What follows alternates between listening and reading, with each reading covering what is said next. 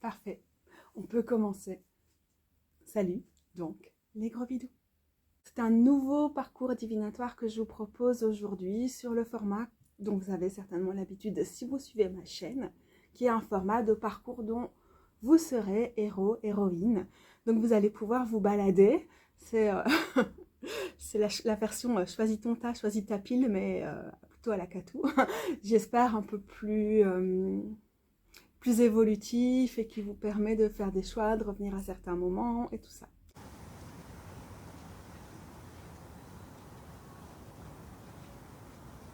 Je vous viens du futur pour vous expliquer un peu mieux le déroulement de la vidéo, puisque quand je la commence, moi je ne le sais pas. Comme ça, vous pouvez aussi mieux savoir comment naviguer dans les chapitres de la vidéo, puisqu'évidemment, le but de ce genre de parcours n'est pas de regarder les vidéos en entier. Donc surtout, n'ayez pas peur si celle-ci paraît très longue a priori. Ça va commencer avec une intro plus générale sur la saison, sur pourquoi je fais des parcours divinatoires à certains moments, au rythme des saisons, et aussi du coup ce que ce moment-ci particulièrement signifie pour moi. Ensuite, on va tirer une première carte, c'est plutôt ce que je vais appeler un tronc commun. C'est un parcours qui est plutôt obligatoire pour pouvoir accéder après aux options, parce que c'est le tronc. Donc on part de là et après on va plus se diriger, disons, vers les branches.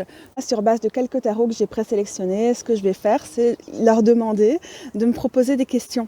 Et donc c'est avec les cartes que je vais tirer que je vais déterminer quelles vont être les options des parcours qu'on va suivre par la suite. Et là, vous allez pouvoir choisir votre parcours en fonction de ce qui est arrivé comme question, ce que j'ai déterminé comme question sur base des cartes. Voilà. Là, en fonction du chapitrage, vous pouvez vous orienter au fil de la vidéo. Ce que vous avez peut-être remarqué ces derniers mois, c'est que j'essaie de revenir avec ce genre de parcours divinatoire. Et vous pouvez voir la playlist où il y a tous les parcours divinatoires que je fais depuis maintenant, je pense, plus de 5 ans. Même si c'est assez ponctuel. Mais donc je me suis rendu compte que je les livrais plus à des moments qui étaient importants pour moi dans le rythme des saisons, en lien avec la roue de l'année néo-païenne, qui n'est pas forcément quelque chose que je suis à la lettre, parce que je pense que c'est une reconstruction qui n'est pas toujours pertinente, et surtout en des temps de changement climatique, mais qui continue de m'inspirer beaucoup. Et c'est des moments, il y a des moments précis dans cette roue de l'année, j'ai un symbole là derrière, juste au-dessus de ma tête d'ailleurs, il faudrait que je bouge un peu pour être un peu mieux centrée. Il y a des moments où j'ai vraiment plus envie de partager des choses avec vous sur ces changements, de vous offrir ces lectures de tarot. Et comme toujours, vous êtes vraiment invité à vous plonger dedans, quel que soit votre rapport au tarot. Par exemple, tout va pas forcément résonner pour vous et c'est inévitable avec ce genre de tirage qui est dit collectif. Donc forcément, on suit un parcours, on est dans une narration autour des cartes. Évidemment, ma lecture est extrêmement intuitive et j'espère qu'il y a des choses qui vont énormément résonner pour vous. Mais l'idée, c'est aussi que ça puisse vous inspirer dans ma façon de lire les cartes, dans aussi comment je vais interpréter les cartes dans un contexte précis, dans le contexte de ce tirage qui va parfois nous éloigner beaucoup des interprétations traditionnelles. Et donc, c'est autour de tout ça que j'ai envie de vous inviter. Alors aujourd'hui, on est le 31 janvier, au moment où moi je filme. Et donc demain, c'est le 1er février. Et sur la roue de l'année, on est dans ces espèces de petits entre-deux. On est tout juste, ou presque tout juste, à mi-chemin entre le solstice d'hiver et l'équinoxe de printemps. C'est le moment où les personnages sortent du sol. Alors vous allez me dire, si vous êtes aussi en Belgique, avec le réchauffement climatique, avec le fait qu'on a eu très peu de vagues de froid, même si on en a encore eu un peu récemment où c'est plus froid, en fait, il y avait déjà des personnages début janvier. Mais là, ça commence à être généralisé, les crocus, tout ça. Et c'est cette période aussi que la religion catholique a repris, je ne saurais même pas dire à quel siècle ça s'est produit, mais c'est probablement à l'époque de la christianisation de nos régions, sous le nom de Chandeleur. Sur la roue de l'année païenne, on fait beaucoup de références aux traditions des îles britanniques, en particulier irlandaises. On est sur des traditions celtiques et on va souvent parler d'Imbolc. Ça s'écrit Imbolc et je pense que le B est muet. Mais j'en sais trop rien. Il y a beaucoup d'associations avec la déesse Brigide, par exemple. Mais là, je ne vais pas rentrer dans tout ça parce que probablement vous êtes déjà au courant. Et sinon, je vous invite à aller voir si ça vous intéresse. Mais pour moi, c'est pas tellement l'idée de rentrer en profondeur dans ce genre d'association ou de recomposition contemporaine, même si elles ont d'office un intérêt, c'est évident. Mais moi, en tout cas, j'ai plutôt envie de vous dire quel est mon rapport à cette partie-ci de l'année, à la Chandeleur, en dehors du fait que j'adore faire des crêpes, évidemment, j'en ai fait ce week-end, parce que c'est vraiment quelque chose qui est important pour moi symboliquement. Je me souviens quand j'étais petite, on lisait les belles histoires. Et il y en avait une qui était consacrée aux crêpes de la Chandeleur et au fait que la crêpe était un rappel de la lune ou des trucs comme ça. Je l'aimais vraiment beaucoup à l'époque. Et donc j'ai gardé ce rapport-là. Et puis après aussi, je me souviens quand j'étais enfant, on avait appris des chansons sur la Chandeleur qu'on chantait en canon à l'école, je pense. Ça allait comme ça. La veille de la Chandeleur, l'hiver s'éteint ou prend vigueur. Si tu sais bien manier la poêle, à toi l'honneur en quantité.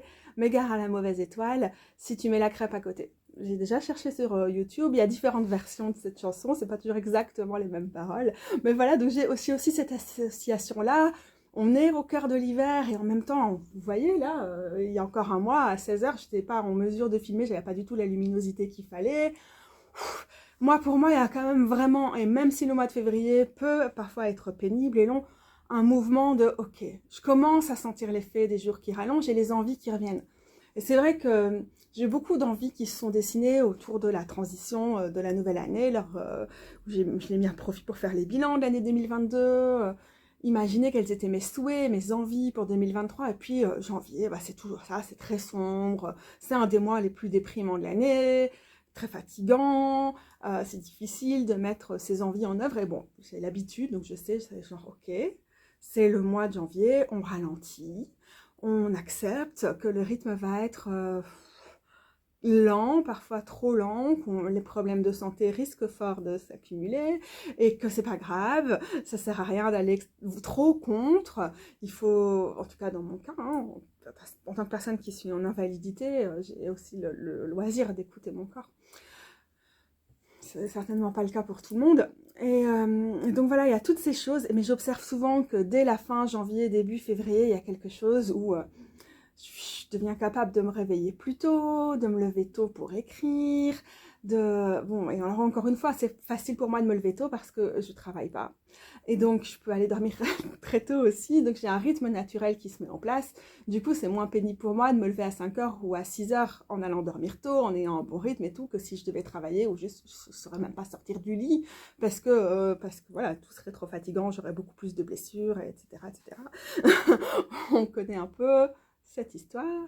Rose m'a dit qu'on connaît la chanson, c'est l'expression que je répète toujours en ce moment, donc je vais essayer de sortir de cette habitude de langage, mais du coup je fais des variations sur on connaît la chanson. Observer les patterns, justement, on connaît la chanson, c'est une expression qui observe les répétitions, donc je trouve ça assez intéressant. Bref, donc pour moi c'est vraiment un moment de réveil. C'est le moment où les jeunes pousses peuvent commencer à sortir du sol, pas toutes, mais peut-être les petites semences sont en train de germer. On utilise souvent ces métaphores-là autour de cette période.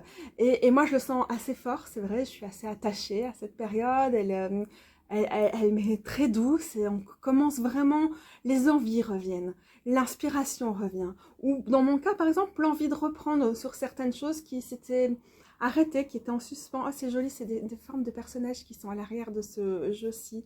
Et ben justement, voilà, après avoir blablaté pendant 3 heures, et heureusement que vous avez le timing en dessous pour pouvoir aller où vous voulez dans la vidéo, parce que sinon vous allez vous dire... Justement, on va utiliser le Holo Valley Tarot, du coup, parce que ce que je fais généralement dans ce tirage divinatoire, c'est tirer une première carte qui va donner une dimension, une direction, peut-être une dimension aussi, je ne sais pas, on va voir quel volume ça peut lui donner à notre tirage. 1 ou 2 cartes, on va voir. Je pense tirer que avec ça, donc on va bien voir ce qui sort. Et ça va nous permettre d'affiner la thématique, même si vous avez entendu avec quoi moi j'arrive un peu. Hein. C'est qu'est-ce qui est en train de germer, comment prendre soin de la jeune pousse, comment l'aider à sortir du sol, comment ne pas s'empresser et en même temps sentir le renouveau, aider le renouveau, être aux côtés du renouveau. Je pense qu'on est un peu sur toutes ces questions-là. Et alors on va voir qu'est-ce qui sort comme carte pour affiner ou réorienter. laisser tomber, mais je pense pas que c'est celle que je vais garder. Mais je la garde comme indication. Je peux encore retourner. Ok, on est chaud, on est chaud. Le 4 de pentacle, et celle qui s'était fait la malle, c'était le 9 de pentacle.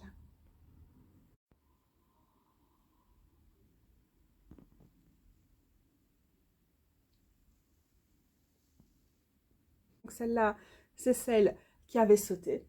Et puis, on a tiré le 4 de pentacle. Alors,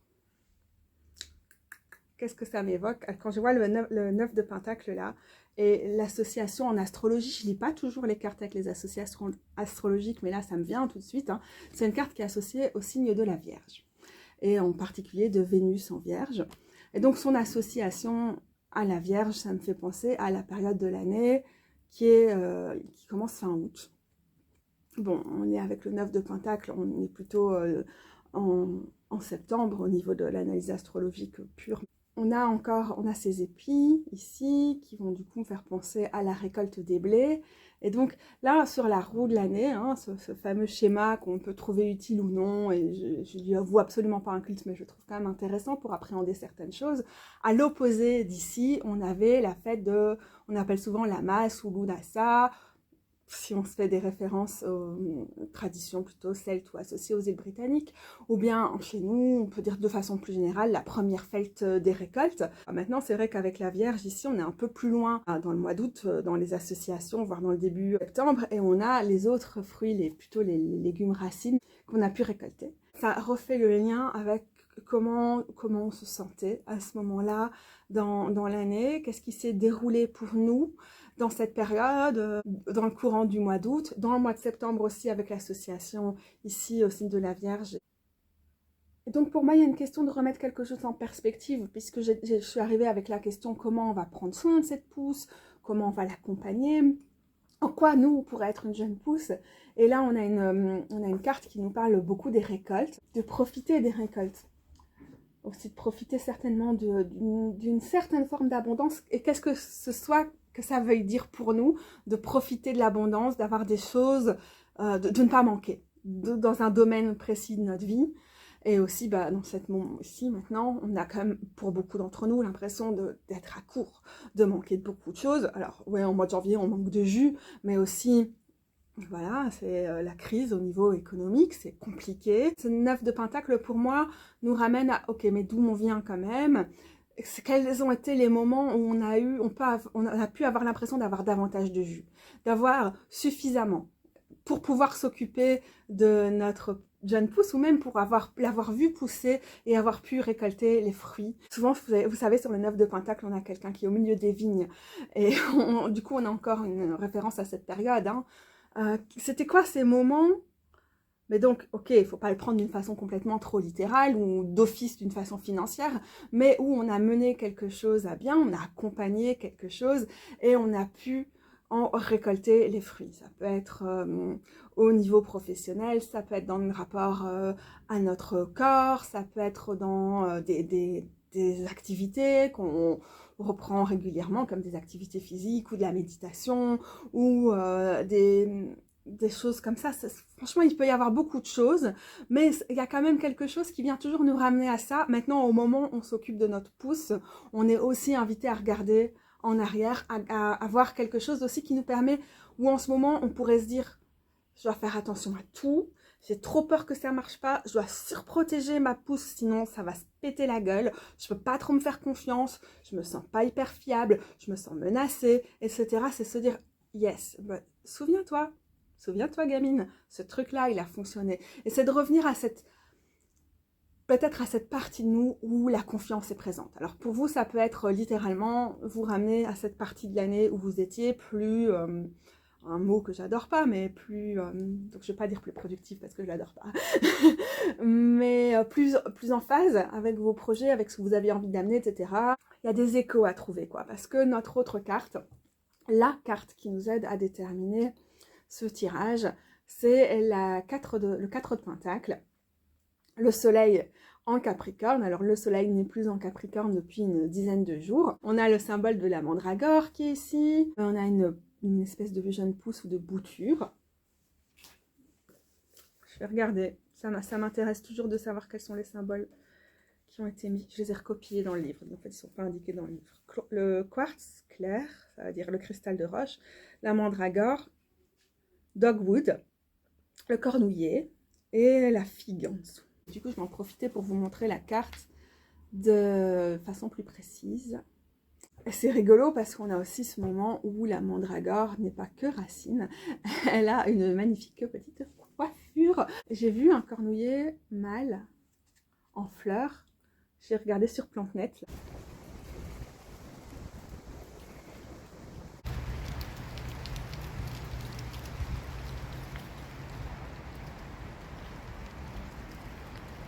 Et donc avec ce qui mijote là, dans notre chaudron, on a aussi l'idée de ramener ce dont on a besoin, les engrais, les nutriments, le compost, pour que ça pousse bien, pour que ça continue, pour que ça s'accroche, et de penser avant tout, avant de penser à la pousse, hein, comme on voit ici, avant de penser à la pousse, penser aux racines, que ce soit avec la mandragore ou avec le figuier ici, de penser à stabiliser, de penser à ok, on peut avoir peur, on peut avoir envie de protéger cette pousse pour qu'elle pousse pas, mais si on veut la protéger, on va mettre juste une chape de plomb au-dessus ou un bocal et elle n'aura pas ce dont elle a besoin forcément. Dans ce cas-ci, ce qu'il faut faire, c'est vérifier à ce qu'à travers le sol, elle reçoive ce dont elle a besoin. Donc on va penser à nous, à nos projets, à nos envies, à nos souhaits, à nos résolutions, si vous pensez comme ça, même si moi c'est pas un truc que je vais utiliser, mais le mot me vient, donc je vous le dis, en le pensant à l'envers, au lieu de se dire je me projette là, là, là, j'ai trop envie de faire ça, non, on revient au bas du truc, on revient à se dire de quoi j'ai besoin pour être enraciné, pour que ce truc fasse sens. Ça peut être enraciné, par exemple, localement. Ok, j'ai tel projet, j'ai envie d'écrire tel truc, tel machin, oh, mais qu'est-ce que tu vas faire, en fait? Tu vas partir dans ta tête et dire j'aimerais bien faire ça, ça, ça, ou tu vas aller déjà voir dans ton quartier, dans ton réseau d'amis, dans ton groupe militant, dans tes groupes, tout ça, dans tes communautés, tout ce qui est, quelle qu'elle soit, qui peut t'aider, qui peut prendre le relais sur certaines choses. Et donc, avant de te dire, alors, je veux construire tel cours, je veux écrire tel truc, je veux changer de tel taf, de revenir déjà, c'est quoi tes racines? Qu'est-ce qui se passe au niveau local?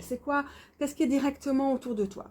Ses racines dans ce sens-là, dans le sens de son contexte, sa localisation, sa situation et en prendre soin. Puis, être enraciné, aussi dans le sens d'avoir toute cette base, cette stabilité, toutes ces ramifications, ces rhizomes qui nous permettent d'avoir la stabilité qui est nécessaire. C'est tout ce qui vient avec les 4 et qui est magnifiquement représenté ici avec le 4 de Pentacle. La structure, certes, mais là aussi vraiment la stabilité, l'assise. Moi, vous savez sûrement, avec ma maladie chronique, je travaille beaucoup sur la posture et je fais beaucoup d'exercices. Ça me parle vraiment... plus que tout, quoi. Si j'ai pas travaillé ma posture, si je suis pas au courant de ce qui se passe dans mes hanches, si je travaille pas la guidiness, que ça glisse bien, que ce soit bien huilé au niveau de mes hanches et tout, il n'y a rien qui ira. C'est la même chose avec nos jambes, c'est la même chose avec notre colonne vertébrale, mais on peut penser aussi physiquement à cette carte. C'est quoi tout ce qui fait qu'on peut pousser ses racines, qu'on peut se sentir complètement... connecté aussi, en relation, en lien, mais avec tout ce qui est peut-être moins visible, mais qui est pourtant nécessaire. C'est pour vous dire, j'ai un syndrome des lèvres dans l'os, j'ai une maladie du tissu conjonctif, donc on est dans la connectivité, on est dans tout ce qui relie les parties de notre corps entre elles, mais ça ne peut pas vouloir dire grand-chose. Et donc si je dois réfléchir à comment je gère mon corps, comment j'interagis avec cette maladie, comment je la comprends, ben, c'est vrai que comprendre à quel endroit je peux trouver plus de stabilité, sans me contracter, c'est quand même essentiel pour moi. Et je vois ça là tout de suite dans le cadre de Pentacle et je vous en parle d'une façon très personnelle parce que je trouve que c'est un exemple qu'on peut retrouver dans plein de choses, dans plein d'autres trucs dans la vie, quoi.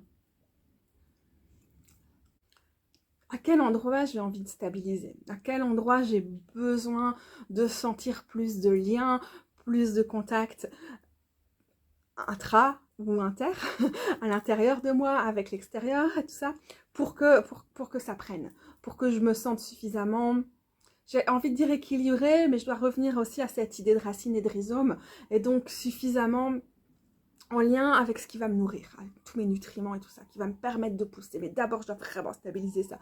La mandragore, elle est exceptionnelle, parce que historiquement, elle a eu un gros impact sur les humains, et encore maintenant, parce qu'on peut lire avec facilité, plus ou moins, un corps humain dans cette racine. Donc, il y a de ça. Il peut y avoir le truc enraciné au niveau local, enraciné dans son rapport à son corps, dans sa compréhension à son corps, mais ça peut aussi être, bien sûr, la question de nos projets, de nos envies, de notre jeune pousse. Au lieu de revenir directement à la pousse, à faire en sorte qu'on est sûr qu'elle va avoir des belles petites feuilles, à soigner ses petites feuilles et tout ça, de vraiment plus revenir à qu'est-ce qu'on a envie de nourrir, qu'est-ce qui a besoin d'être nourri, qui est moins visible, qui est plus et pourtant complètement essentiel. Donc c'est qu'il s'agit de ne pas passer à côté de l'essentiel et de revenir profondément vers soi.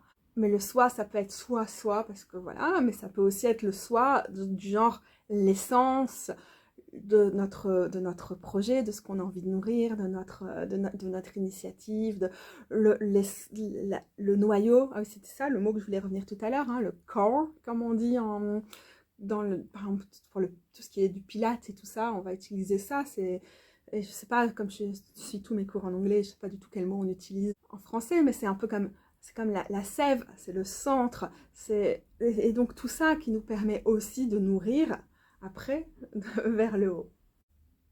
Et le chaudron, on le voit souvent comme aussi un symbole de cette partie du corps, dans certaines analyses des symboles. Ça peut être tout ce qui est lié autour du bassin, les hanches, l'utérus, pour les personnes qui en ont.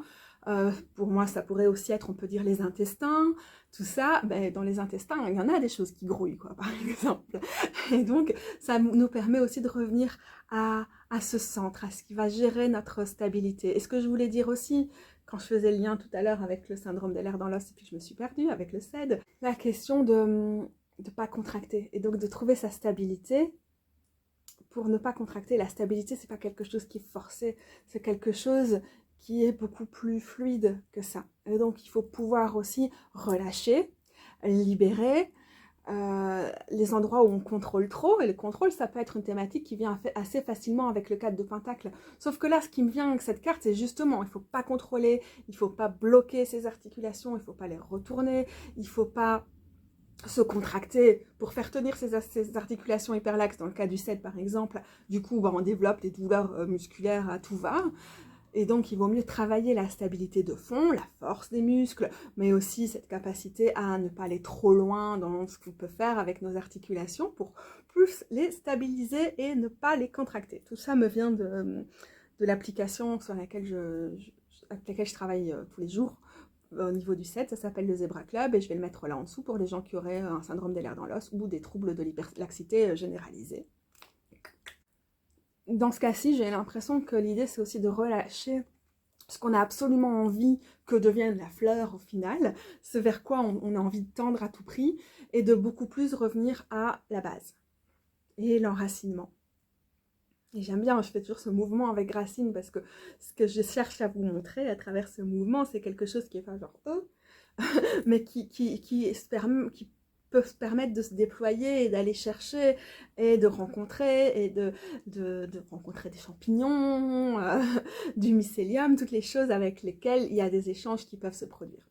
Parce que finalement, alors qu'on a peut-être envie de se projeter dans à quoi on voudrait que ressemble un jour notre fleur ou notre future récolte, n'oublions pas qu'on avait le 9 de Pentacle au début qui était plutôt là en mode souviens-toi que tu peux le faire, que tu l'as déjà fait, reconnecte-toi à cette partie-là, mais en même temps ne te projette pas outre mesure dans l'avenir parce que ça t'empêcherait de te stabiliser avec ce qui est absolument nécessaire là, maintenant, tout de suite.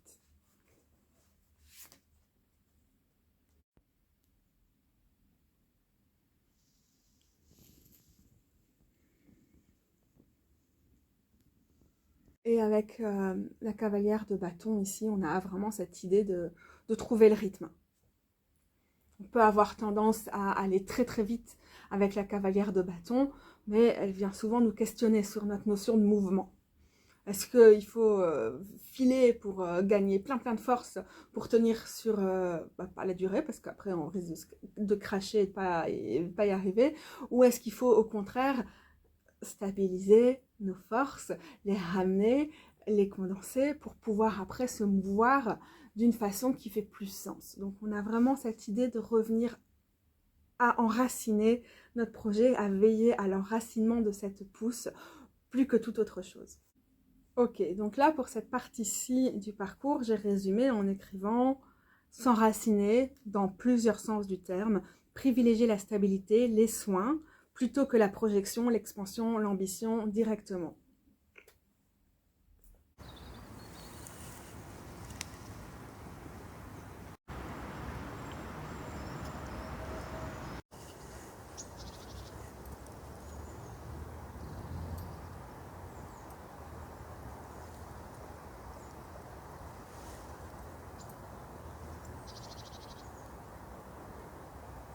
Je suis plutôt confuse, les gros bidous, parce que je ne m'attendais pas du tout à ce qu'il y ait autant de vent dehors. Donc j'essaie de faire la vidéo en captant le moins possible les bruits du vent, qui nous ramènent aussi les bruits du viaduc Herman Debrou. Donc c'est quand même, ça peut être assez difficile, mais ça fonctionne par rafale. Donc je pense que moyennant un bon découpage, un bon montage, ça devrait aller pour vos oreilles. Mais je suis désolée si jamais c'est plus pénible que ce que je souhaiterais.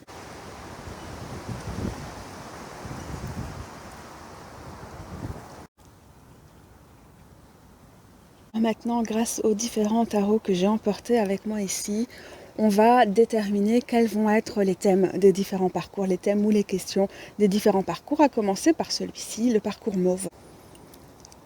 Ok, alors j'ai tiré le 5 de pièces, le 5 de denier, le 5 de pentacle avec le Transcendent Light Tarot pour déterminer l'option qu'on peut suivre ici pour la suite de ce parcours mauve. Et ça me donne envie directement d'évoquer, comme en plus c'est la carte qui vient après, le 4 qu'on a ici, la question de qu'est-ce qu'on fait quand ça ne marche pas du tout. Quand on est tellement en quête de stabilité et en manque de contact qu'on n'a aucune idée de comment s'enraciner, que ce soit parce que les conditions matérielles sont vraiment horribles et que c'est impossible de parvenir à envisager la stabilité, que ce soit parce qu'on est beaucoup trop d'angoisse pour ces raisons matérielles ou pour d'autres, et que du coup ça paraît vraiment un vœu pieux, ça paraît merveilleux, mais on n'a pas du tout la moindre idée de comment enclencher ce genre de choses. Ça va être le parcours mauve. Donc si ça vous intéresse ces questions, si vraiment vous en êtes là, vous ne savez pas du tout par quel bout prendre cette histoire, que ça vous parle moyennement en fait, et que même si ça vous parle, ça vous paraît complètement désincarné, ça ne résonne pas du tout dans votre corps, ça paraît très loin et très difficile à mettre en application, alors je vous retrouve tout de suite au chapitrage du parcours mauve, parce que c'est de ça dont on va parler.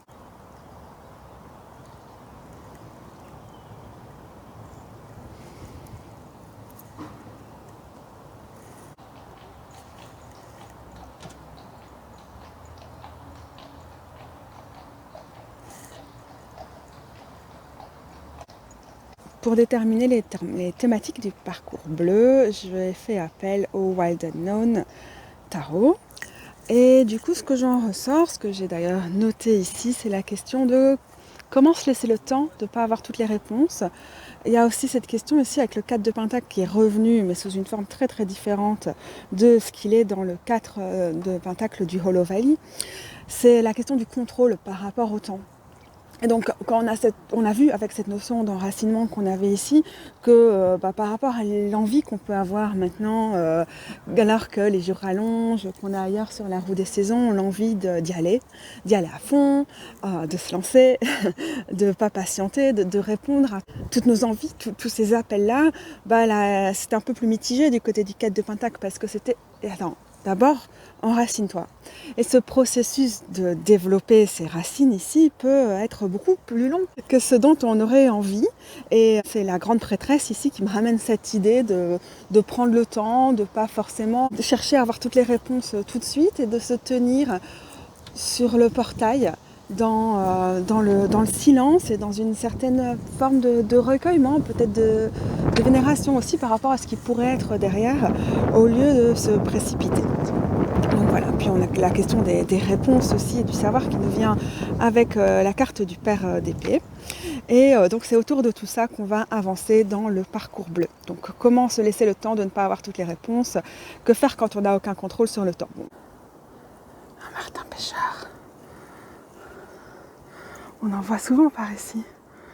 Mais vous voyez, pas du tout.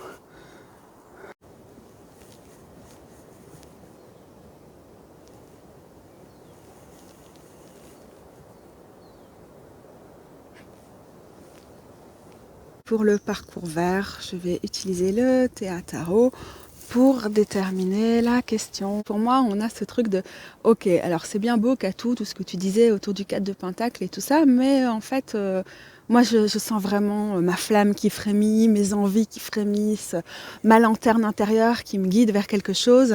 Et je ne peux pas rester là à m'enraciner non plus sans être quand même en mouvement. » Et même si avec le 4 de Pentacle, on avait des réticences à se projeter trop loin et un besoin de s'enraciner et donc de plutôt se faire des ramifications, des racines bien profondes, ici on va quand même commencer à mettre quelque chose en mouvement, sauf qu'il ne s'agit pas de préfigurer quelque chose qui est très très loin, de se donner des grands objectifs, mais de tester des formules, de réfléchir, d'organiser, de planifier au quotidien quand même pour faire vivre cette flamme, pour qu'elle reste là, pour la soigner, pour la nourrir, pour la laisser s'exprimer. Et peut-être que c'est pas du tout quelque chose qui va nous déraciner, mais qui justement, en rythme de nos racines, nous permet quand même de laisser sortir la petite pousse et de voir d'autres choses qui peuvent se dessiner. Donc j'ai mis quand ça frémit, au contact de la flamme, être en mouvement, créer, organiser. Ça c'est le parcours vert et je vous y retrouve tout de suite, si c'est celui que vous avez choisi. Bienvenue dans le parcours bleu où on va se poser la question de se laisser le temps, de ne pas avoir toutes les réponses. Oh non, il y a les corneilles qui prennent leur pain dans la mini-mare là, c'est trop mignon. Ah non, parce qu'elles, ça va tranquille, elles le prennent en le temps. En plus, c'est des corneilles grosses têtes et j'aime bien les corneilles à grosses têtes. C'est mes préférés, je crois. Il y en a une deuxième là-bas. C'est le diable qui est la carte que j'ai tirée ici et j'avais l'intention de n'en tirer qu'une, en tout cas pour commencer, histoire de vraiment prendre le temps, justement, de se laisser ce temps-là, de laisser une carte nous guider sous ces différentes facettes au lieu d'avoir potentiellement trop de contenu qui pourrait nous parasiter. Le voilà, ce diable. Très très beau diable dans le Wild Unknown. Bon, je tremble beaucoup aujourd'hui, donc je vais vous remettre dans l'autre sens là-bas. Là, ce diable me fait penser par rapport aux injonctions, aux obligations, aux attentes, aux pressions sociétales qu'on subit. Il y a aussi une certaine notion de réappropriation qui vient avec cette carte. J'en ai encore parlé récemment, si vous avez vu mes vidéos d'entretien avec la Violette. C'est la notion de se réapproprier son temps et de se réapproprier son parcours. Donc évidemment, c'est extrêmement difficile. Le diable n'est pas une carte facile, évidemment. En fait, il nous demande de faire le tri aussi dans tout ce qu'on a intériorisé, dans toutes ces choses qu'on a fait siennes parce qu'elles sont d'une violence systémique, qu'elles font partie des rapports de pouvoir dans lesquels on vit, qu'elles font partie de ce que le capitalisme nous assène, qu'il nous fait incorporer, ce qu'il apprend à nos corps en permanence. Et du coup, c'est pas facile, on intériorise beaucoup de haine de soi, parfois sous prétexte que c'est des choses qui nous font du bien, par exemple la productivité et tout ça, en fait, on se détruit en essayant d'incarner ces messages capitalistes qui n'ont absolument pas à cœur notre bien-être. Mais ceci dit, voilà, le capitalisme, par exemple, va nous vendre le bien-être comme un impératif individuel, quelque chose auquel on peut répondre par consumérisme, puis c'est cet accent qui est mis sur l'individu en permanence, et du coup, nous, on passe notre temps à se faire du mal et à essayer de s'améliorer, à se développer, à être dans le développement personnel.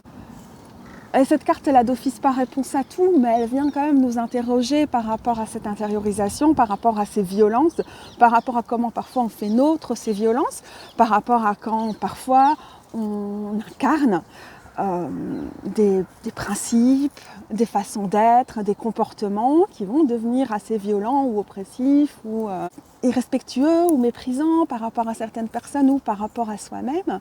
Il y a tout ça, donc il peut y avoir un gros travail de réflexion ou de déconstruction par rapport à ça.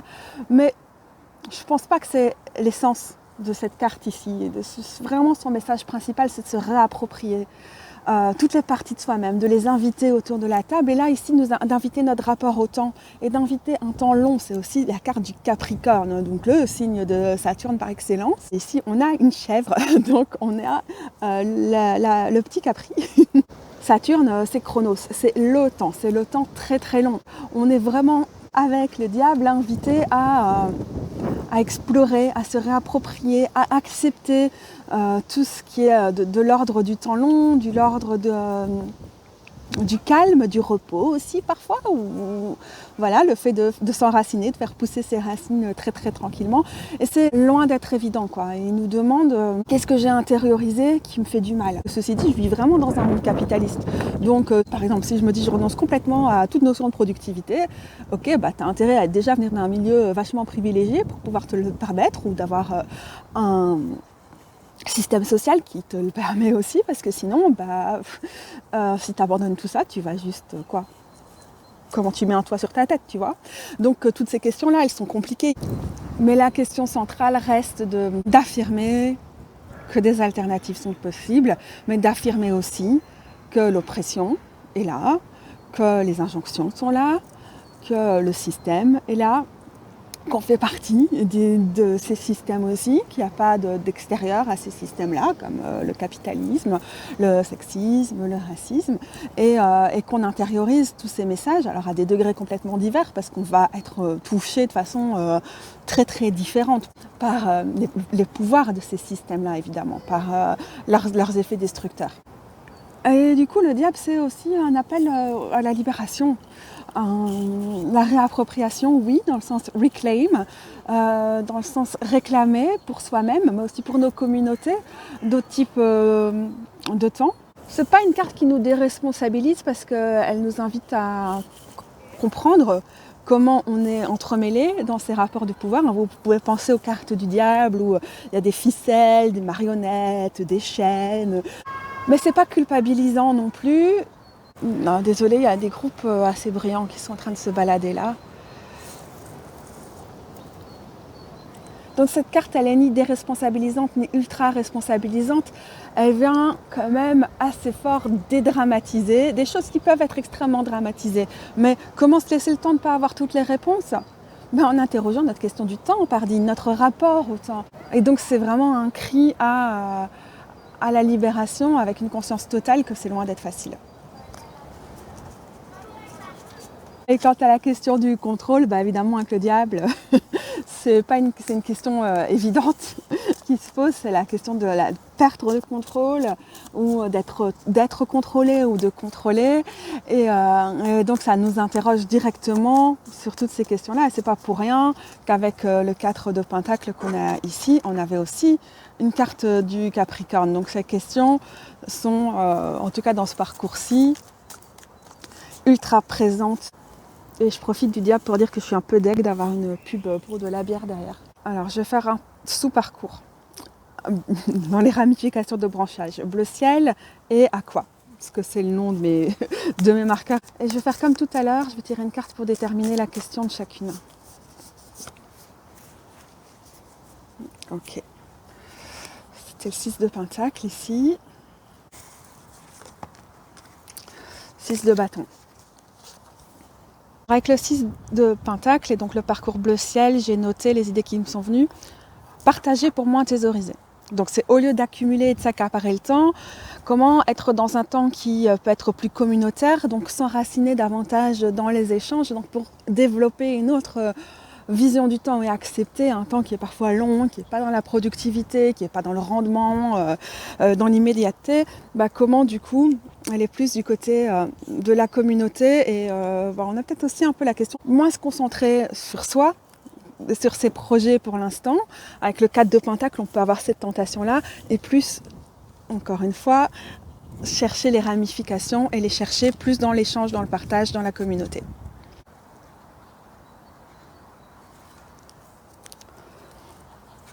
Et pour le 6 de bâton, ce qui m'est venu, ce que j'ai noté, j'apprécie quand même les couleurs, c'est à quoi ressemblerait un rythme moins destructeur. Donc on a une question qui est plus utopiste. Alors oui, vous me connaissez, je sors aussi des interprétations de tarot qui sont très individualistes. Pour moi, c'est ça aussi le dépsychologiser, ce qui est un de mes axes, et le rendre plus féministe et plus queer et plus animiste.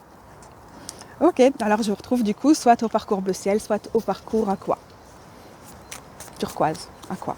Il fait froid, je ne vais pas vous mentir, il fait moins de 10 degrés, mais je suis obligée d'enlever mon manteau parce que c'est des chaises qui ne sont pas adaptées aux personnes grosses et donc avec mon manteau, je ne rentre pas dans la chaise. On en reparle du capitalisme ou pas? Non, c'est bon, on passe à la suite. Avec le monde, du coup, dans ce parcours bleu ciel, sur la question de partager, de moins s'accaparer le temps et de plus être dans le communautaire, j'adore. Parce qu'on a souvent l'impression avec le monde d'être dans une carte de réalisation, d'accomplissement, de tout se met ensemble, tout s'articule. Et dans des visions très psychanalytiques ou psychologisantes du tarot, ça va être très personnel, quoi. On a réussi à s'actualiser ou à se réaliser, voilà, on peut passer à autre chose. Sauf que ici, particulièrement avec cette carte, on voit bien qu'en fait, tout est entremêlé, tout est lié et que la beauté de ces parcours, c'est aussi, ça vient de tout ça. Ça vient de ces entremêlements. J'adore le fait qu'on a comme une étoile qui est entourée de fleurs. Donc on a extrêmement présente la question des échos quoi, entre les constellations et ce qui se passe ici, entre nos racines et comment on les développe. Et voilà, on est déjà en train en pensant à nos racines, on se pense aussi comme on pourrait penser des plantes. Mais on n'est pas si dissocié des plantes, on est la nature aussi et en même temps, on se replace dans ces contextes beaucoup plus larges. Penser le temps communautaire, c'est aussi penser le temps long. Ça peut aussi être par exemple penser le temps géologique, ça peut être penser le temps astronomique, le temps de l'univers. Et du coup, ça nous ramène vraiment à quelque chose de beaucoup plus large, alors que oui, le diable nous venait avec des questions très individualiste, très néolibéral, de comment nous on a intériorisé ça. Et dans un monde ultra individualiste, on ne pouvait pas s'empêcher de penser en moi, parce que c'est aussi un des nœuds du problème. Mais je trouve qu'avec le monde, on est remis, pas juste dans du communautaire, mais dans des constellations, dans quelque chose de beaucoup plus large et complexe, et dans nos systèmes et dans nos écosystèmes, et plus que nos communautés, parce qu'on a tendance à penser les communautés, le collectif comme quelque chose de très humain, mais dans nos écosystèmes au sens large. Éco, ça vient du grec et ça veut dire aussi le domicile, le chez soi, la maison. Et ce monde ici, pour moi, c'est aussi le temps, parce que le monde, si on reste dans les correspondances astrologiques, je vous promets, je fais pas ça tout le temps. C'est mon moment de geekage. C'est une carte de Saturne. Et donc là, on avait la carte de Capricorne. Ici, on a la carte de Saturne. C'est une belle présence pour nous. Mais donc, on est vraiment plus que jamais dans d'autres temps, dans d'autres types de mémoire aussi, de réflexion, d'organisation, donc de systèmes et d'écosystèmes. Et dans tous ces entrelacements, ces entremêlements, ces échos. Quand on pense à s'enraciner, ne pas penser d'une façon exclusivement humaine et ne pas penser nos liens exclusivement humains. Donc ça me fait directement penser à réensauvager une partie de son jardin si vous en avez une, nourrir des relations beaucoup plus proches, beaucoup plus approfondies, plus respectueuses, sur base d'échanges avec un lieu, avec les habitants d'un lieu. J'ai des ouettes d'Égypte là devant moi et voilà, il y a plein de réponses des oiseaux au fur et à mesure de ma vidéo et ça me fait penser justement à ça. Quand on est dans ce temps très très urgent et qu'on est en train de chercher une parade à cette urgence ou de de se réapproprier notre notion du temps, mais on se décentre, on sort aussi de soi-même et on prend le temps de nouer les liens avec le non-humain, avec toutes ces magnifiques créatures ou façons d'être non-humaines partout. Et c'est cette version très animiste aussi d'interagir avec le temps qui nous vient ici ou de le subir, mais c'est pas grave en fait. Et justement, ça va nous donner moins l'impression de subir, sans que la réponse avec le 4 de Pentacle, hein, souvenez-vous, soit forcément dans le contrôle, pas de créer, mais de to attune, de vibrer au son de se mettre au diapason peut-être, d'être sur un autre niveau de temps dès à présent. Et pour ça, il faut sortir aussi de nos visions humaines. Il faut sortir du fait qu'on a l'impression que le capitalisme est immuable et qu'on a l'impression que d'autres choses ne sont pas possibles. Et du coup, le monde plus qu'humain, et les humains ne sont qu'une infime partie du monde, hein, c'est aussi ça qui nous permet de remettre en perspective. Je meurs de froid. C'est une carte magnifique, hein, le monde, et du coup c'est absolument pas utilitariste ce dont il s'agit ici, pas du tout, c'est pas utiliser, je sais pas moi, un bout de son jardin pour se ressourcer ou des trucs comme ça, non, c'est vraiment d'aller à la rencontre d'eux et donc de se laisser surprendre et d'être dans la relation, et la relation, c'est pas que nous qui allons l'initier, décider où elle va nous mener et tout ça, et c'est aussi ça qu'on avait avec le 4 de Pentacle à la base, hein, de pas forcément avoir une idée très très précise de où on veut aller et d'être beaucoup plus s'enraciner, c'est ça aussi. J'ai l'impression que je serais très fouillie si je continue encore, et j'espère juste que c'est clair en fait. À quoi ressemblerait un rythme moins destructeur ?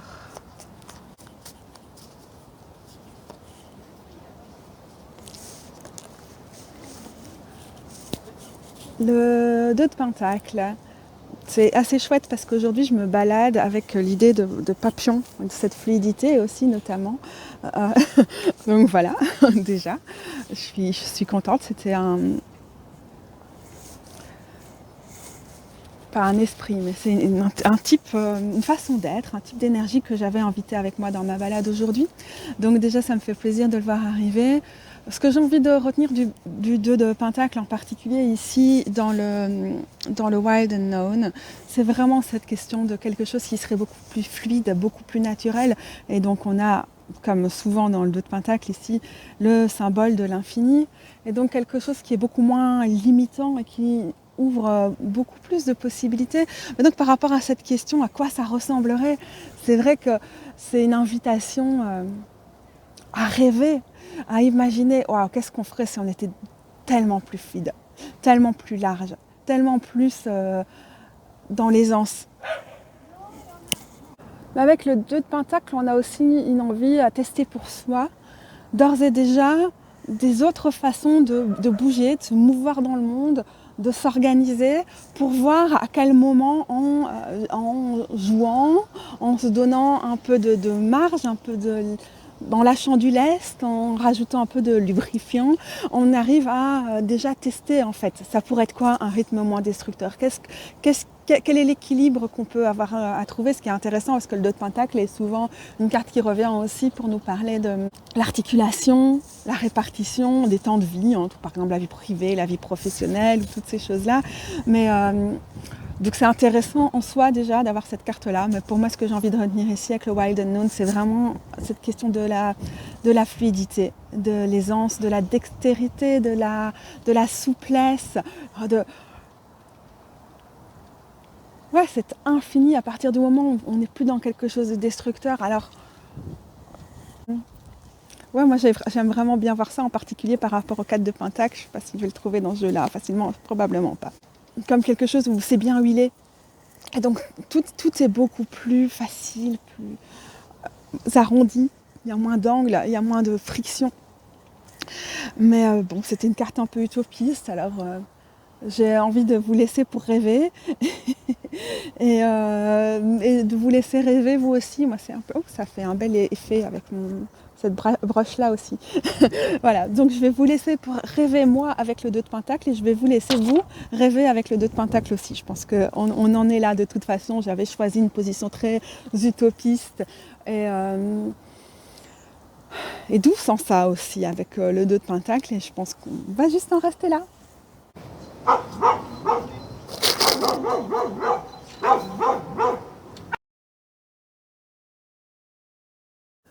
Désolée pour le cadre un peu bancal, c'est le plus facile pour moi. A priori, vous m'entendez quand même bien avec le micro. Et on est bien dans le parcours vert. Ça tombe dans le humus de la forêt, je le prends comme une bénédiction pour mon théâtre tarot très ancestral. Oui, je suis pas drama quand mes cartes tombent dans le humus slash boue à mes pieds. Ce parcours vert, c'est aussi écouter cette petite flamme, la soigner, sans non plus s'emballer et en restant présente et enracinée, quoi. On a le 9 de coupe. C'est une invitation dans toutes ces envies d'y aller quand même étape par étape, à surtout s'autoriser à rêver. Et c'est difficile en fait de rêver. C'est difficile parce qu'on a l'impression d'être des douces rêveuses, des idéalistes, de ne pas être branché dans les réalités, justement, peut-être de ne pas être ancré, de ne pas être assez enraciné. Et dans ce théâtre tarot, en fait, l'image qu'on a ici, pour moi, c'est une image déjà très ancestrale du 9 de coupe. Et je l'aime beaucoup pour ça, parce que justement, elle ramène quelque chose de très doux, de très relationnel, de très relation avec nos aînés, y compris les aînés en nous, ou les enfants, l'enfant intérieur qu'on pourrait avoir en nous, si c'est quelque chose que vous aimez conceptualiser de cette façon-là. Et donc, c'est pas du tout un truc planant ou un truc de doux rêveuse, même si, après tout, voilà, pourquoi pas, justement, il y a beaucoup de réappropriation ici. Je vous prends une image avec la source du Sylvain derrière. Et par rapport à cette idée qu'on pourrait avoir, du coup, qu'on avait avec la question, ok, comment je soigne ma flamme, tout en commençant à mettre les premières étapes, à lancer quelque chose, à être dans mes projets. Ici, le truc, c'est de pas forcément être à fond, justement, dans la planification, dans l'organisation, et plus de se laisser rêver, quoi. Et de se dire, ce que je sens qui est en train de s'animer dans ma jeune pousse, ou qui est en train de sortir du bulbe maintenant, comment... Vous voyez sur le mur, on a l'impression qu'il y a un papier peint sur cette image qui est fait de fleurs, de fleurs poussées, quoi, comme des lianes, ou bien juste des branchages. Et du coup, ça pourrait être, si je devais dessiner ce que j'ai envie que ma jeune pousse devienne quand elle grandit, à quoi elle ressemblerait. Mais pas dans un truc... de se donner des objectifs, pas dans un truc de foncer dedans et se faire, je sais pas moi, un plan à 5 ans, à 5 mois ou à whatever les gens font, mais plus de vraiment se permettre de laisser ce projet, ces idées nous habiter, nous inspirer et aussi vraiment très très simplement prendre une vie à elle et les laisser... divaguer. Divaguer, c'est un mot qui va bien avec le 9 de coupe. Et du coup, de rester dans des souhaits plutôt que donc dans des souhaits, dans des vœux, plutôt que dans des objectifs, dans des buts, dans des lignes de mire, des trucs qui peuvent être assez guerriers comme ça parfois comme langage. Mais non, là, on se permet de rêver avec ça. Là, ça fait du bien, moi, rien qu'à le dire, par exemple, par rapport aux choses que j'ai envie d'enclencher maintenant. Je sens comme si la pression, elle s'évacuait de mes épaules. Je sens une bouffée d'air et j'ai envie de la prendre à fond, là. Ok, d'accord. Mais ça dédramatise, quoi. Et en même temps, ça peut être très, très impressionnant parce qu'on accepte aussi, comme ici, peut-être... avec cet enfant qu'on cajolerait sans savoir ce qu'elle deviendra, de pouvoir... aimer les envies qui nous traversent, les vœux qu'on fait, sans savoir quelle vie à eux, tout cela prendra plus tard. Et donc de penser, de peut-être quand même un peu se projeter, imaginer, mais sans plan, sans organisation, sans pression, sans ligne d'arrivée, mais pour le plaisir. Et donc peut-être ça donnera complètement autre chose, mais ça fait aussi partie du soin à donner à notre flamme et à donner à notre bulbe et à donner à nos pousses, de leur permettre de se rêver. Ouais, vraiment, vraiment ça, avec tellement de douceur, tellement gosh, on s'autorise tellement pas à rêver, quoi. Il faut toujours qu'on soit, en tout cas en ce qui me concerne, dans des trucs qui sont assez réalistes. Et puis bah du coup parfois quand on veut être trop réaliste, encore une fois je parle bien pour moi là, en fait rien nous paraît faisable, tout nous paraît directement compliqué. Et du coup, c'est facile de plus rien créer ou de se lancer dans rien en se disant, de toute façon, si c'est compliqué, laisse tomber, quoi. Et avec le 9 de coupe, on rêve grand si on veut, on y va, on apporte des soins, on raconte des histoires. Il y a peut-être aussi ce côté-là avec l'enfant sur les genoux, hein, de se raconter des histoires et d'y aller et de pas hésiter et de les prendre au sérieux si on a envie de les prendre au sérieux. Mais pas avec un truc de productivité, de réalisation à tout prix, vous voyez, de pression en fait. Voilà, donc même si c'est pas facile, même si on n'a pas l'habitude de rêver, même si c'est parfois mal perçu de rêver, même si voilà, on peut avoir même l'impression pour soi-même d'être dans un truc un peu complaisant, de pas travailler assez dur, de pouvoir faire autre chose, c'est super important parce que ça donne aussi de l'air, de la respiration, ça donne comment dire ça? Breathing room. Voilà, pour nos projets, c'est comme s'il y avait quelque chose de... Je sais pas comment dire, respiration est quand même le mot qui me vient, mais comme si autour d'eux, comme ça, il y avait comme une espèce d'inconnu qui peut les envelopper, d'imaginaire qui les soigne, qui les dorlote, qui les réconforte, qui les porte, tout ça. Mhm. Et donc par rapport à la question qui était, mais j'ai quand même envie de me mettre en mouvement, oui, mais mets ton imagination en mouvement alors. Mets la narration en mouvement, mets tes rêves en mouvement, euh, mais sans pression, vraiment. Je suis vraiment persuadée que ça a la possibilité de nous ramener en plus la stabilité dont on a besoin. C'est intéressant que le personnage soit sur une chaise, donc du coup encore un symbole important de stabilité ici. Et pour la suite du parcours vert, avec ce 9 de coupe, mais pour continuer, j'ai du coup, avec le vert menthe, c'est celui-ci, je vous propose ça va être adressé spécifiquement aux personnes qui ont plus de mal à rêver, à être dans le 9 de coupe, et c'est s'autoriser à rêver. Et pour les personnes qui ont des facilités à rêver, mais qui peuvent perdre pied assez rapidement et qui veulent rester enracinées, c'est justement, hein, avec ici ce vert jaune, comment rester enraciné tout en rêvant. Voilà, donc vous choisissez et vous allez à l'endroit qui vous convient, si jamais cette position vous intéresse. Et sinon, vous êtes tout à fait libre d'arrêter ici. Hein. Le vert menthe, s'autoriser à rêver, on a le 10 d'épée et la mère ou le roi de coupe.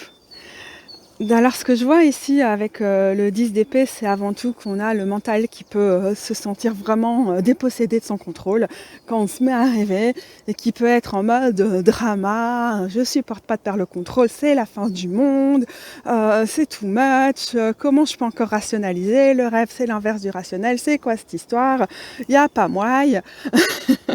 Et du coup, ce que nous propose la mère de coupe ici, son invitation, c'est de chercher de l'aide, de chercher du soutien. On le voit d'ailleurs bien ici avec cette personne qui soutient cette coupe avec force et la stabilité de l'enracinement dont on parlait tout à l'heure aussi.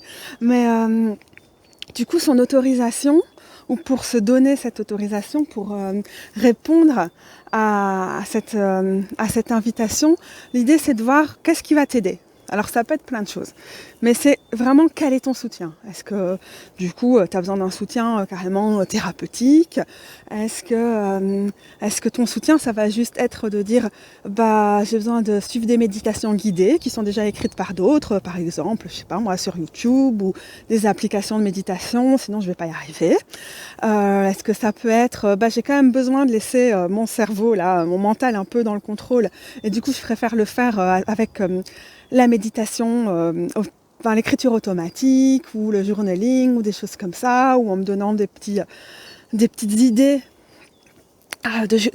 d'écriture qui vont me permettre de rêver tout en me sentant pas complètement submergée par le truc. C'est vraiment la reine de coupe, elle nous ramène le récipient pour nos rêves. Et c'est à vous de trouver finalement qu'est-ce qui fait cet office de récipient, qu'est-ce qui vous soutient dans tout ça. Il n'y a pas une solution toute faite qui nous est proposée ici avec la reine de coupe, mais elle nous dit on n'a pas besoin d'être seul, on n'a pas besoin d'être sans soutien, c'est ok d'avoir besoin d'un récipient, c'est ok d'avoir besoin de l'aide de quelqu'un d'extérieur si c'est nécessaire pour se permettre de rêver, et soyons inventifs, quoi. Ça peut être, je sais pas moi, si vous aimez aller rêver en vous baladant parce que ça vous permet de lâcher le contrôle, ça peut être quelque chose comme ça. Si vous avez une pierre, une tisane, quelque chose dont vous savez que ça vous fait du bien dans des moments de rêve, que ça va vous aider à lâcher un peu le contrôle ou à vous sentir rassuré, à calmer l'angoisse. Voilà, je sais pas moi, par exemple la teinture mère de passiflore ou quelque chose comme ça, c'est ce à quoi moi je penserais dans mon cas, mais je dis pas ça comme si c'était un truc universel. Oh, petit troglodyte mignon. Ça doit être un troglodyte là-bas derrière, vous le voyez pas. Hein. J'ai vraiment du mal à donner des instructions très précises parce que je pense que ça dépend vraiment d'une personne à l'autre. Mais en tout cas, je vais retourner près de la source du Sylvain. Je trouve que la mère de coupe ici, c'est juste vraiment ok, c'est notre autorisation, c'est notre ok à ne pas... pour s'autoriser à rêver, c'est ok aussi de s'autoriser à avoir besoin de soutien et pas juste à se dire oh ouais, l'imagination active ou le rêve tout éveillé ou le rêve c'est vraiment mon domaine, tranquille, pas de soucis, j'y vais. Non, mais c'est ok si ça t'est pas donné, c'est ok si ça coule pas de source pour toi, mais du coup, quel est le soutien, quel est le récipient dont tu vas avoir besoin pour le faire? Alors c'est rigolo, je viens d'enregistrer l'autre parcours, sous-parcours vert, où on était sur une autre polarité par rapport à la question, et en même temps le résultat est assez similaire. J'avais la même réflexion. C'est à toi de trouver tes exemples, parce que par exemple là dans ton cas de la mère de coupe, c'est quoi ton soutien, c'est quoi ton récipient, ça peut dépendre tellement de ta situation, je te laisse voir. C'est un peu vague, hein, ça mon petit gros bidou. Du coup ce que je te conseille, c'est en ayant ou pas mes explications et mes images en tête, de tirer une carte d'oracle ou de tarot pour toi, avec ce souhait de chercher une réponse plus précise de quel pourrait être ton soutien à toi pour t'aider à rêver, et de t'appuyer là-dessus pour continuer ton voyage avec ce tirage aussi. Parce que j'ai l'impression que dans un format un peu collectif comme celui-ci, je suis un peu contrainte de donner des généralités et des exemples qui ne peuvent forcément pas parler à tout le monde. Et du coup, je trouve que le plus intéressant là, c'est que tu prennes le relais. Et en tout cas, je te le laisse et je t'invite à le faire si pour toi les exemples que j'ai cités ici ne te parlaient pas plus que ça. Le parcours jaune vert, donc dans le cas où c'est facile pour vous de rêver mais moins facile de rester enraciné, quelles sont nos suggestions, là, nos invitations du tarot pour rester enraciné? On a le 2 de bâton et la force. Le 2 de bâton, dans ce tarot-ci en particulier, dans le théâtre tarot, va pas mal nous parler de dosage. De trouver le dosage et donc d'y aller peut-être par petites doses. Par exemple, de ne pas être complètement en train de passer ses journées à daydreaming, à rêver tout éveillé, mais de se dire très sérieusement, ok, je vais faire ça, mais je m'autorise ça pendant une demi-heure par jour, quel que soit le format, la façon de le faire, ou par demi-heure à la fois. Et quand c'est terminé, je reprends le cours de ma vie, voilà, histoire de ne pas forcément se laisser déborder. C'est aussi, il y a quelque chose dans le 2 de bâton qui est une carte de seuil. Et dans ce cas-là, je le vois aussi comme, au lieu de plonger la tête la première dans l'océan de nos rêves, plutôt mettre le bout de nos pieds là-dedans, de ne pas y aller complètement, de ne pas rester d'être complètement submergé, et donc de garder un appui, comme on voit ici avec le 2 de bâton, qui peut nous permettre de pas perdre pied et de rester enraciné. Je trouve qu'on voit fort ça dans ce 2 de bâton ici, hein. Du coup, j'interprète l'image autant, voire plus que le 2 de bâton traditionnel. On a ce côté, ouh, c'est bon, je m'envole, je soulève mon bâton, je soulève mon pied, et l'autre, non, non, mais je ne peux pas complètement m'envoler, je ne peux pas complètement nager, il faut que je garde cette partie-là qui est stable. Et comment savoir ça avec la force et un clair avis qui est émis de tu peux te faire confiance. On dirait que la personne s'est enveloppée dans ses cheveux. Il y a quelque chose qui la protège, il y a un contexte. Et c'est ça qui est certainement important. Alors moi j'avais donné l'exemple au début avec le 2 de bâton de quelque chose de temporel, c'est-à-dire ok mais pas plus que X minutes d'un coup, mais ça peut être autre chose, mais c'est de se donner une bulle pour ça. Et pas de lui donner toute la place. Et donc d'être assez consciente là-dedans de ok, je me fais confiance, j'arrive à tenir mes rêves dans cet espace-là et donc à rester enracinée. Donc c'est vraiment de leur mettre comme oh, les mésanges sont jolis. C'est comme leur mettre un garde-fou. Mais pas dans le sens, oui si, dans le sens où là pour le coup il y a besoin d'un peu de contrôle de ton côté sauvage. Alors j'interprète très rarement la force comme ça, mais là je pense que c'est ça. Tu peux aller très très loin dans ton côté complètement débridé, dans le rêve, dans l'imaginaire, sauf que là tu peux te faire confiance. Tu as cette bulle, ici visualisée avec les cheveux, mais tu as aussi ce garde-fou et pour pouvoir te faire confiance, il faut que tu le conscientises, que tu l'élabores, que tu aies quelque chose à quoi te tenir, te maintenir. Alors c'est amusant parce que ce qui me vient avec ces cartes répond assez fort à l'autre polarité, à la deuxième position verte là, au sous-parcours vert, ce qui est quand même assez chouette. Du coup je vais reprendre certains des exemples que j'avais pris là. Ça peut être ok, inscrire tout ça dans un carnet par exemple, histoire de ne pas laisser dire oh je laisse mon imagination et j'arrive pas à y mettre une fin à ces moments où l'imaginaire et le rêve prennent le dessus.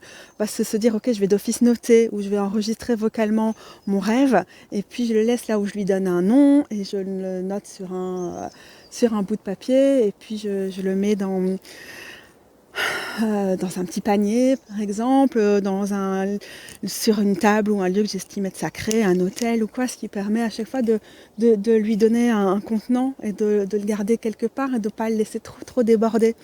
Voilà, on peut aussi avoir la même chose que ce que je proposais aussi avec l'autre position. Cette force, ça fait de cantonner ces moments de rêve à des moments de méditation, à des moments de méditation guidée.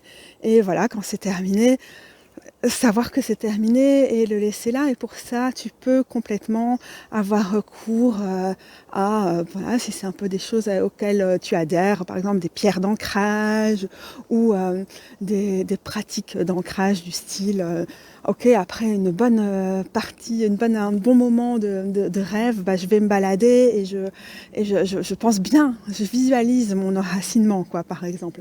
Des choses comme ça qui nous permettent de bien rester les pieds sur terre. Il y a pas mal de choses de ce type que tu peux développer.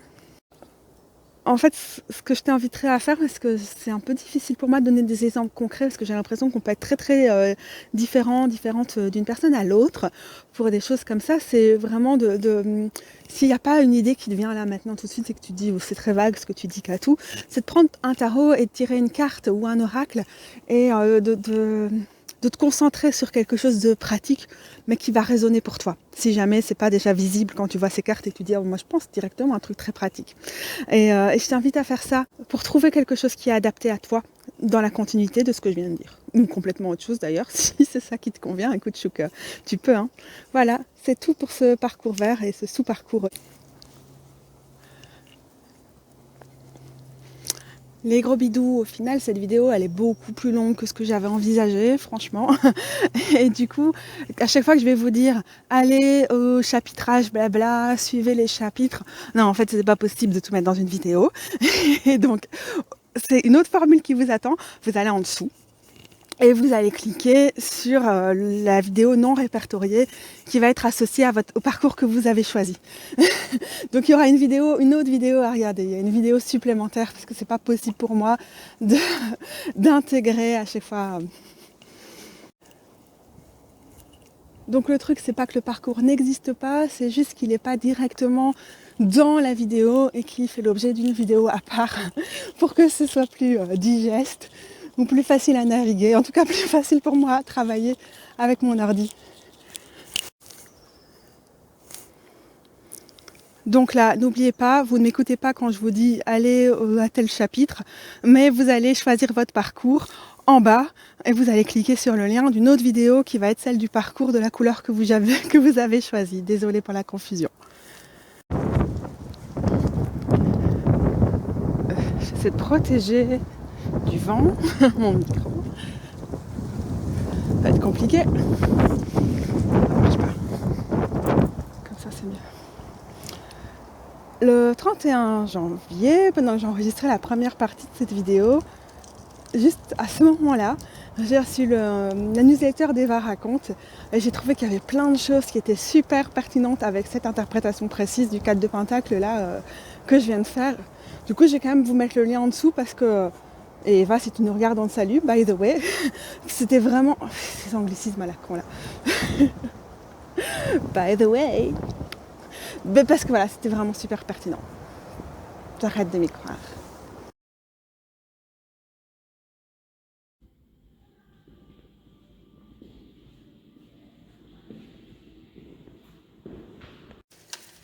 Donc là, c'est le parcours mauve, ce qu'on fait quand on ne sait pas comment s'enraciner, comment envisager la stabilité, que ce soit les raisons, et comment enclencher quelque chose.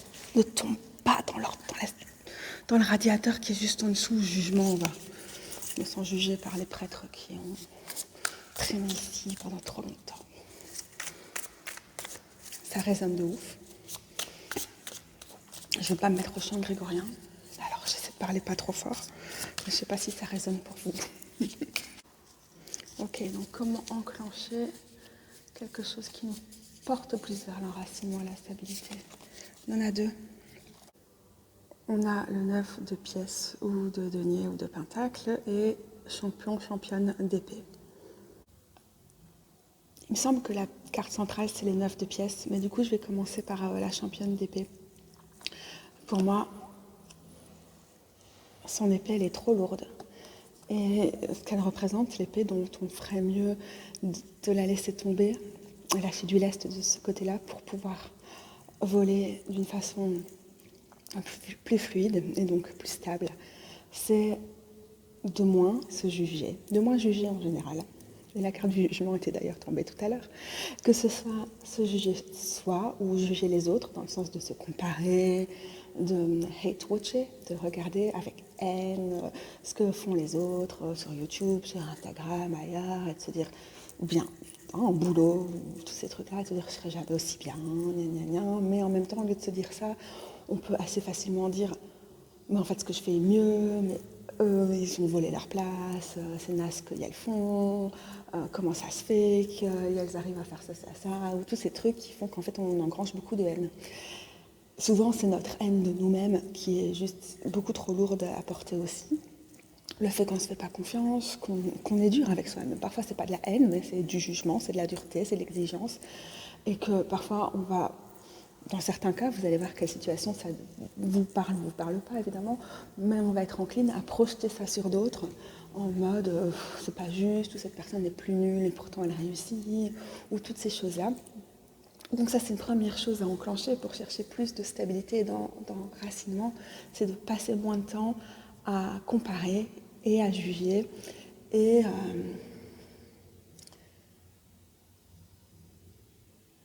à être vraiment dur avec soi-même et à être exigeante, à être mauvaise, mais vraiment dans le sens d'avoir du ressentiment, de l'amertume, de l'aigreur et c'est normal d'en avoir. Je pense que beaucoup de gens en ont et on en a tous des gros niveaux, à des divers niveaux dans notre vie. Mais en même temps, c'est qu'à un moment là, c'est juste le truc qui nous pèse et qui nous empêche absolument d'avoir la stabilité. Alors donc, ça va être la première chose. Et donc ça nous détourne un peu des conditions matérielles et tout, ça va plus nous ramener à notre angoisse, à comment on se dénigre et comment on peut être dur avec soi-même. C'est pas facile, Mais déjà, la présence de cette carte, elle nous permet de conscientiser ça et d'y être plus attentive, si on ne l'était pas auparavant. Et donc, voilà, c'est pas non plus un jugement, un tirage ultra lent, je vais vous donner plein de pistes, mais voilà, j'avais ça à ramener. Et le 9 de pièces, pour moi, c'est... N'oubliez pas qu'on avait le 9 de pentacle qui revenait un peu dans la première partie du tirage aussi. Hein. C'est... si c'est quelque chose qui n'est pas présent dans notre vie, notre jardin secret, un endroit où on est vraiment protégé, où on se sent stable, où on se sent être dans l'abondance, où on ne manque de rien. Tout le monde devrait avoir ça à au moins certains moments dans sa vie, sauf que c'est loin d'être le cas évidemment.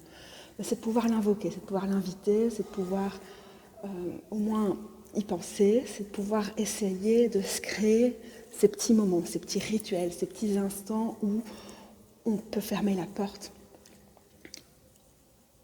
à ce qui nous empêche d'y accéder et de favoriser ces petits moments-là. Ce qui ne veut pas dire que nos peurs, elles ne sont pas réelles, que notre instabilité, elle n'est pas réelle. Mais c'est petit à petit se créer ces moments-là avec le 9 de Pentacle. Je pense que si elle sort ici, c'est peut-être que dans la première partie où je vous ai dit, c'est important de penser aussi à des moments où ça a été, où on a pu se poser, avoir accompli quelque chose et être avec la satisfaction de ce qu'on avait accompli et tout. C'est peut-être quelque chose qui a moins résonné pour vous. Et si elle revient ici, c'est pour dire c'est pas grave, essaie pas à tout prix de trouver ce moment-là, mais essaie de l'inviter dans ta vie ou de l'invoquer à travers le fait de, je sais pas moi, créer ton espace sacré pour faire une méditation tous les jours et de vraiment faire cette espèce de cocon, cette protection très fluide, très douce, mais qui te permet vraiment de profiter d'un sentiment de sécurité, puisque c'est quand même une chose qui te manque. Le sentiment de stabilité, si tu l'as pas, c'est aussi que tu n'as pas le sentiment de sécurité. Et cette pensée à les créer, ou bien... voilà, ça peut être un petit rituel, des très petits rituels que tu te fais qui ne sont pas nécessairement des trucs qui nécessitent de l'argent, des trucs comme ça. Au contraire, c'est mieux si ça ne l'est pas. Mais si par exemple chez toi, c'est un endroit où tu n'as vraiment aucune stabilité, aucune sécurité, c'est d'aller chercher des endroits où tu te demandes à une pote, où tu vas dans un café, ou dans un endroit dans la forêt ou dans un parc, où au moins 3 heures par semaine, tu sais que tu te poses là et tu sais que c'est un endroit où c'est sécure pour toi, tu vois. Et donc, c'est de favoriser cette stabilité et cet enracinement par des petits rituels, par des petits moments de prédilection où c'est entre toi et ton jardin secret, mais dans quelque chose qui favorise vraiment. Tu sais, l'abondance, c'est un truc qu'on peut jeter à toutes les sauces et qui souvent paraît juste un truc un peu con-con, tu vois, mais vraiment, j'ai envie de dire la sécurité ici, c'est ça qui compte le plus. Et un état de sécurité dans lequel peuvent se développer des idées, des critiques, mais qui vont être moins acérées qu'avec la championne cavalière d'épée, de la tristesse peut-être, mais aussi juste des joies, des envies. Regarde-moi ces magnifiques raisins ici, tu vois. Quelque chose où tu profites. Ce que tu as là, à ce moment-là, tu en profites à donf, quoi. Et voilà, j'ai l'impression qu'il y a quelque chose dans ce rituel-là qui peut enclencher, parce qu'on était bien dans cette question-là, tu n'as aucune idée de comment t'enraciner et chercher la stabilité, donc comment tu peux enclencher quelque chose là-dessus, de commencer petitement, et en même temps ça va être super difficile si c'est quelque chose qui n'est pas du tout inné chez toi, tu vois, dont tu n'as pas l'habitude, où tu te sens très très vite, pour des raisons certainement très légitime, mais tu te sens menacé, tu te sens pas stable, tu n'arrives pas à t'enraciner, tu te sens trop précaire pour te permettre ce genre de choses et tout. C'est de commencer par ces petits rituels, par ces petits moments-là que tu invites, que tu invoques, que tu crées, dans lesquels tu mets cette énergie parce que tu le mérites. Et donc ce jugement pour les autres, il ne sera pas bienvenu dans cet espace-là, mais le jugement pour toi-même non plus. Il y a vraiment aussi un espace là qui va te permettre de lâcher cette pression-là, quoi. Du jugement, de la critique, de l'amertume. Là, je sais qu'on est accroché à son amertume, à sa rage et tout. On est en mode qu'à tout, tu racontes de la merde, c'est trop bien d'avoir ça, c'est trop utile pour moi, gna gna gna. Non, mais moi j'étais comme ça aussi, hein. Je connais plein de gens qui sont encore comme ça. Mais en fait, ça te ronge de l'intérieur. C'est normal que quand tu as autant de rage et que tu n'as même pas des moments où tu peux ne pas l'inviter avec toi, bah, tu ne vas pas trouver de stabilité et d'enracinement. Ça t'empêche d'être là. Tu es là-dedans, ça bouillonne, mais il n'y a pas de place pour d'autres choses. Alors si ta rage ou ton amertume, pour toi, c'est des moteurs, c'est des trucs qui sont importants, ok. Mais l'invitation ici, c'est de pouvoir développer d'autres types d'espaces. Des moments où tu leur dis non, non, non, là, c'est pas ça. Moi, je dois travailler sur autre chose, je dois inviter autre chose, je dois apprendre à... J'ai besoin de me sentir safe. Et en fait, je suis pas forcément safe avec ma rage et avec mon amertume. Elles viennent... C'est parce que je suis pas safe que je les ai développées. Mais en fait, est-ce que c'est vraiment la parade? C'est juste un truc où tu es comme un petit teckel, un petit bulldog, un petit chien qui bien, je crie plus fort que je ne me défends vraiment parce que je me sens tellement menacée, tu vois. Et donc à un moment, est-ce que tu peux pas réduire ce bruit-là? Arrêter de te défendre et penser juste à sécuriser, stabiliser. Ponctuellement et avec le rituel. Et j'ai envie de dire, invite des gens dans ton jardin secret si c'est pas possible pour toi de le faire autrement. C'est parce que c'est ok d'avoir vécu des violences, d'être traumatisé, d'être dans un grand état de précarité et tout. Enfin, je veux dire, on n'est pas là pour te juger pour ça. Je pense que c'est tout pour ce parcours-ci parce que je ne me sens pas forcément de reproposer des autres choses en plus. J'ai l'impression que par rapport à ce qui a émané de la question de ce tirage-ci, en fait, ça va être too much. Et que justement, ça va être re-insécurisé, redéstabilisé. Je pense qu'il vaut mieux arrêter là-dessus. En tout cas, je ne vais pas refaire des petits... je vais pas retirer une carte pour proposer divers parcours. Mais je vais tirer une carte dans ce parcours-ci, pour le coup, pour clôturer. Et clôturer avec un message rassurant. L'As de Pentacle. Regarde, on a visiblement ce truc où ce jardin secret, il est accessible, tu vois, genre, ouvre la grille et vas-y. C'est possible, c'est le début de quelque chose, mais il faut te lancer, il faut oser le commencer. Et puis voilà, ça c'est, il y a moyen, il y a grave moyen. C'est une carte qui est effectivement très rassurante, je trouve, par rapport à cette 9 de Pentacle. C'est genre, t'as la clé en fait, t'as la clé de cet espace, il existe.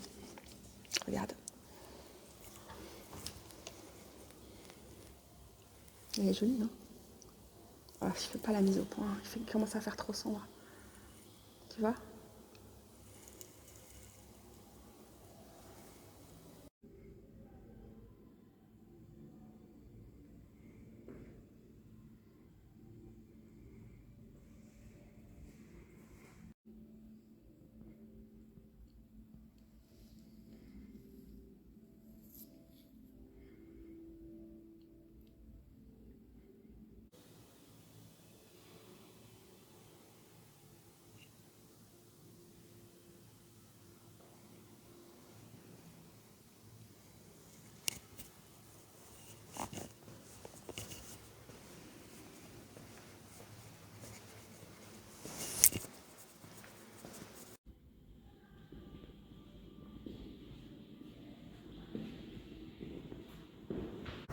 Voilà les gros bidous, c'est terminé.